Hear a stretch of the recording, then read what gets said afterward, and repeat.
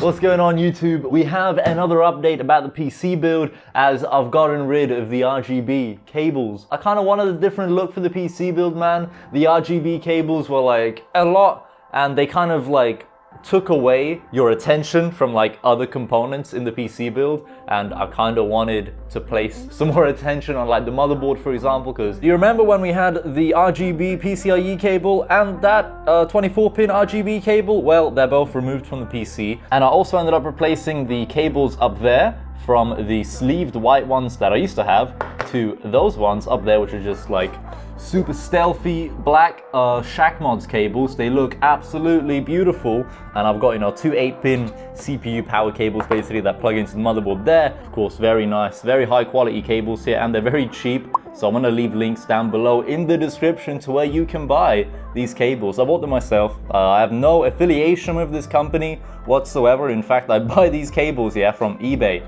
but I'm telling you, I've been buying cables from this company for like years and years and years. Ever since I first like built my first PC, I bought cables from Shackmods on eBay for like dirt cheap, but they've never let me down. I've not had a single cable like fail on me over the years of using them, and they've always been good. So I would recommend Shackmods if you're in the UK. I don't know if they're like a global company or anything, but I've just seen them list their sleeved black cables and everything, and they have like other colors, not just black.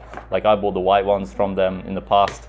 But if you want to like pimp your rig out, you know, I feel like this sounds like a sponsored video or something for freaking sleeved cables, dude. But I also put the same cables in this PC build over there. I reckon I did a good job in terms of like cable managing everything, as the two 8-pin PCIe cables, they came with like cable combs. You know, I routed them from here, back there. Let me know what you guys think of my new look for the PC build in terms of removing the RGB cables and just focusing on like the actual parts more than like the RGB of the PC build. Thing is though, this is not the end for the RGB cables, as I might bring them back once we put everything out of this PC case behind me into a bigger version of the PC O11 Dynamics. So it's gonna be the same PC case, just bigger, with even more RGB, so it's gonna be sick. One limitation of these RGB cables is that you need a big case, and with some graphics card orientations, for example, the way I have the RTX 2080 Super mounted right now, this MSI card here, it is actually impossible for me to add an RGB PCIe cable, like right here, and at the same time be able to shut the side panel of this PC case. Now that's because this RGB cable, it is so much thicker, and it's not as bendy and as like flexible as your typical PCIe cables, for example. So you need adequate room in this area to actually plug the GPU power cable in and be able to shut your tempered glass side panel. With the black cables, I'm just barely able to shut this tempered glass side panel. Now, like, I really do mean just barely, as the cables touch the glass, and the tubes of my all-in-one liquid cooler also end up touching the tempered glass side panel here, but at least you can shut your PC case, right? I'm sure most people would want to shut their side panel because no one wants dust gathering inside of their PC case. That's never fun. The other way you could get around this is, of course, buying a vertical GPU mount. That's what I ended up doing, but with this graphics card in particular, in my opinion, the MSI Gaming X Trio cards, I personally think they look nicer when they're not vertically mounted.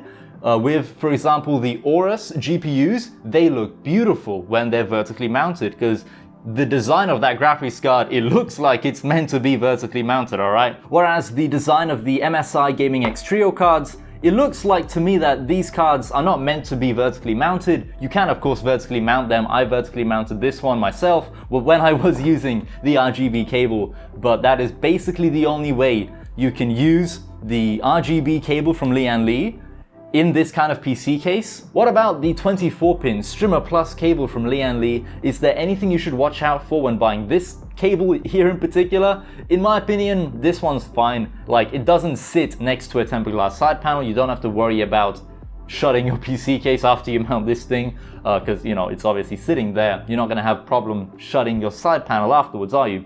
So yeah, this cable, it is of course thicker than a non-RGB 24-pin cable, but it's not so much thicker that it causes any problems in terms of putting it into your PC case and plugging it into your motherboard. Zero issues with this.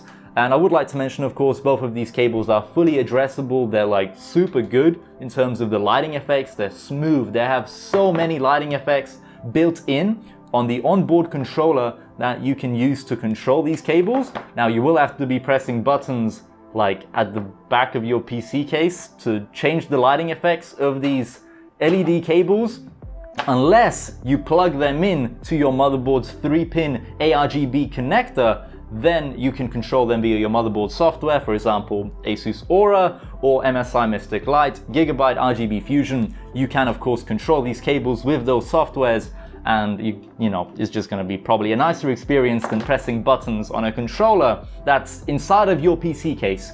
But the lighting effects they offer on board the controller, where you press buttons to change lighting effects on, they are different, and they offer so many cool lighting effects on the onboard controller that you won't find on ASUS Aura or MSI Mystic Light or any of these, you know, ARGB motherboard softwares, which is a shame because the lighting effects that they offer on board are really cool, and I wish you could turn them on and activate them via a piece of software on your PC. Correct me if I'm wrong about that, but I have not found a way to enable any of the really cool lighting effects via software on my PC. And finally, one more thing I want to mention about these is that both of these cables, you can fully disassemble them and flip the RGB orientation over to the other side of the sleeved PCIe cable or the sleeved 24-pin cable. So, of course, these are after all just normal cables, but with RGB slapped on top of them.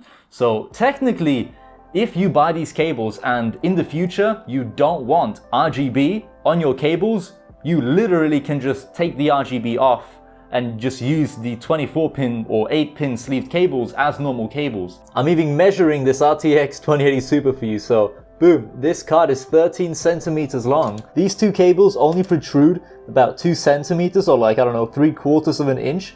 So it's not too bad, and we can still shut the side panel. Whereas with this, I would recommend you need 4 centimeters of space, like after the PCIe connector here, starting from where the cables are, have like at least 4 centimeters of room, or else you're not going to shut your side panel. Simple as that, really. I would actually recommend 5 centimeters of room. At 4 centimeters is going to probably hit your side panel still, but you might be able to shut the side panel, you know what I mean? That's it for today's video though. Just wanted to keep it quick and short, you know, just talking about some cables. So hopefully if you had some questions about these LIAN-LI cables or just sleeved cables in general, hopefully your questions have kind of been answered.